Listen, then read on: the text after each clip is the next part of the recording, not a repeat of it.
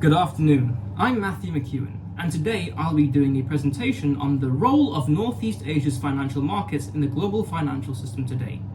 In the next 10 minutes, I'll give an overview on the current situation pertaining to Northeast Asia's financial markets, then explain the findings in my research about the role which Northeast Asia's markets play in the functioning of the global financial system, and finally suggest a refined definition for Northeast Asia in a finance context, which would be to encompass only China, Japan, and South Korea, while excluding Russia, Mongolia, and North Korea. Before I begin, let me define some terms. The global financial system refers to the set of institutions, such as banks, insurance companies, and stock exchanges, that permit the exchange of funds at the global level. Next, the region Northeast Asia will primarily refer to Lee and Krebs' definition, including the subregions of China, Japan, Mongolia, Eastern Russia, and the two Koreas. With those in mind, let me begin by giving some context on the current situation regarding Northeast Asia's financial markets. First, I'll share some statistics to contextualize the magnitude of Northeast Asia in the global economy. As of 2023, Northeast Asia is home to some of the largest economies in the world, as China has a nominal GDP exceeding $17 trillion, Japan's GDP is around $4 trillion, and South Korea is at approximately $1.8 trillion. These three economies alone already account for over 20% of the world's total GDP. Due to the sheer size of the economies in its region, Northeast Asia has a profound implication for global growth, and at the center of its economic activity are each region's financial markets. In the next section, I'll examine each of the region's economies in greater depth and explain how their financial markets serve as the country's economic backbone and lifeblood. First, let's look at Northeast Asia's largest financial market, the People's Republic of China, or simply known as China. Given how China is focused on manufacturing and technology, its financial markets are heavily focused on supporting these vast sectors by providing a platform for both state-owned enterprises and innovative startups to access significant capital. So Chinese companies mostly raise capital through the stock exchanges, and in China there are three main stock exchanges: the Shanghai Stock Exchange, SSE, the Shenzhen Stock Exchange, SZSE, and the Hong Kong Exchanges and Clearing, HKEX, with each one of these catering to a different subsegment of its economy. First, the SSE mostly serves as the de facto platform for domestic corporations and state-owned enterprises, through which they raise the necessary funds from domestic investors for expansion and development. And as of 2023, the SSE was the largest stock exchange in China by market cap and the third largest in the world, as it plays a crucial role in the financing of China's extensive infrastructure projects and industrial growth. The SSE not only facilitates capital raising, but also serves as a barometer for the overall health of the Chinese economy, reflecting investor sentiment and economic trends. Next is the SZSE, which focuses on smaller, high-growth technology firms and startups. This exchange is crucial for the country's innovation, as it allows many of China's most promising tech companies to list their shares, even when they have not begun to turn profits yet, thereby facilitating these companies to gain access to capital flows that would otherwise have been impossible to obtain, aiding their growth and development. And finally, perhaps one of the most important exchanges for China is the HKEX. Hong Kong has a unique position in China's economy, as it's mostly through Hong Kong through which Chinese companies are able to access international capital markets.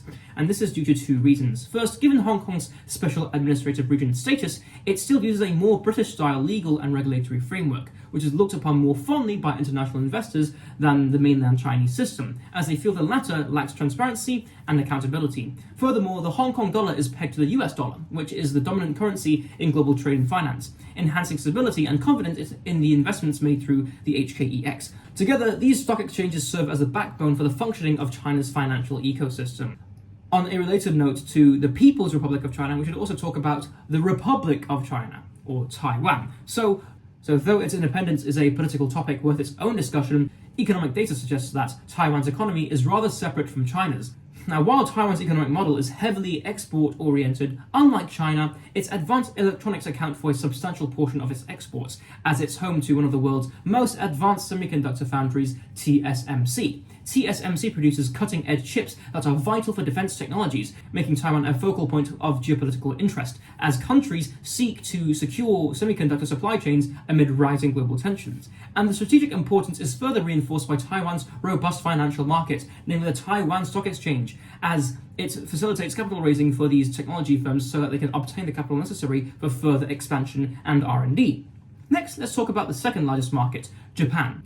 As of 2023, Japan was the third largest economy in the world in terms of nominal GDP. Japan has a highly developed economy, characterized by its advanced technology and strong manufacturing capabilities, particularly in electronics and automotives. Its financial markets are also a backbone to its economy. So first, in terms of its equity capital markets, it has the Tokyo Stock Exchange TSE, which is the third largest stock exchange globally. Like China and Taiwan, the TSE enables companies to raise capital for growth and expansion.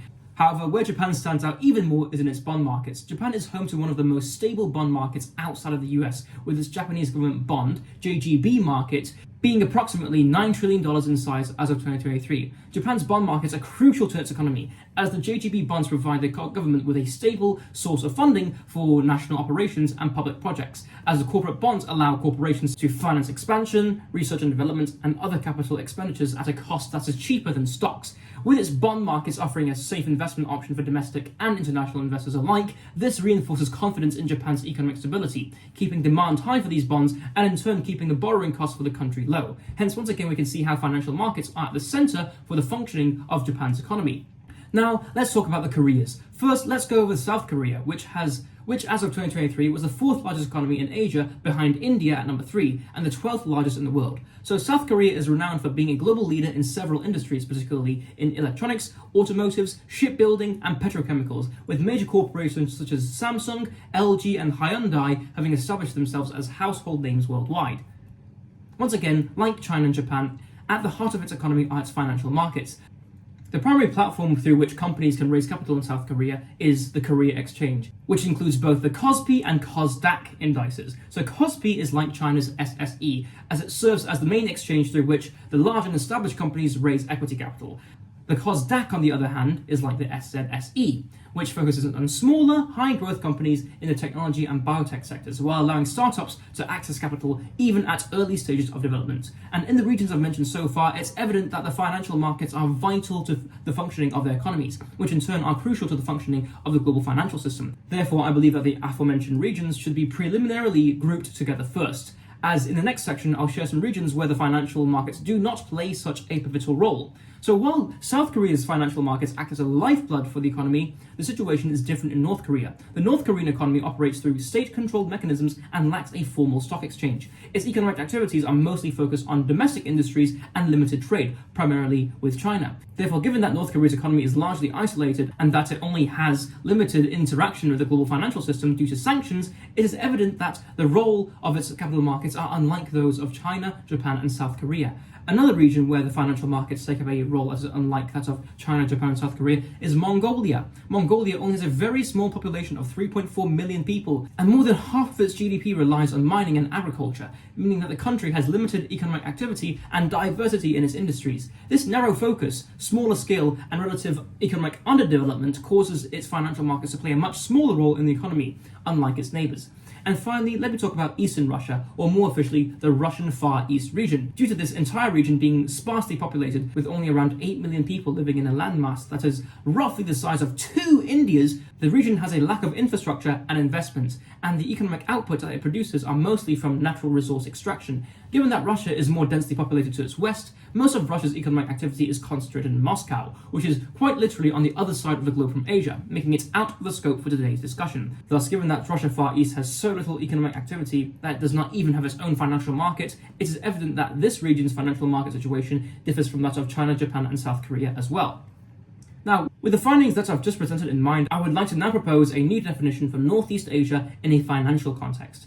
Although according to Lee and Cribb's definition of Northeast Asia, the region includes China, Japan, Mongolia, Eastern Russia, and the 2 Koreas, I think it's reasonable to further divide these regions into 2 groups, with the first group being where financial markets play a dominant role in the country's economy, and the second group being where financial markets are negligible to the country's economy. The first group would include Greater China, Japan, South Korea, and the latter group would include Russia, Mongolia, and North Korea. And however, given that it just so happens that Russia and Mongolia are often considered more aligned with Europe and Central Asia respectively, and that North Korea is typically excluded from financial discussions due to its isolation and sanctions, it becomes more evident that the more relevant financial context for Northeast Asia centers around China, Japan, and South Korea. Investment banks and financial institutions frequently adopt this narrow definition of Northeast Asia as well, especially when discussing investment opportunities, market trends, and economic policies. This grouping reflects the reality that that these countries do not only have advanced and influential financial markets, but also play a critical role in the global economic dynamics, making it both more practical and logical to define Northeast Asia as encompassing only China, Japan, and South Korea,